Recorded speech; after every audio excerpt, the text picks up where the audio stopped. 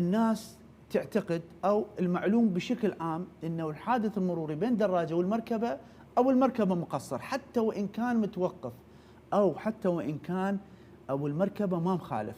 مدى صحه هذا الكلام؟ او لو تنوهنا، انا اعرف المعلومات بس حتى للمواطن هاي المعلومه غلط، اريد اسمعها من حضرتك. المعلومة غير صحيحة. نعم. الدراجة النارية من تسير بالشارع حالها حال المركبة، تطبق عليها سياقات الأسبقيات الموجودة ضمن المرور. يعني كان إذا الدراجة مخالف يعني يوقع عليه التقصير، سواء نعم. كان تقصير 100% أو 75% أو 80، يعني حسب النسبة اللي يطلع ضابط التخطيط. يعني مو كل دراجة نارية تسوي حادث. أكثر الاعتقادات، وحتى أنا ساليني شخصيا، يعني يقولون دائما سائق الدراجة شلون ما يجي يعني هو يضرب المركبة يعني يصطدم بيها أو المركبة تصطدم به فالمركبة مقصر. لا، نعم. احنا جاي تجينا مخططات مروريه القسم مرور البلده وجاي نطلع يعني لجان. الاعتماد على ضابط التخطيط اللي يخطط، ضابط التخطيط حسب الاسبقيات الموجوده والقانون المرور.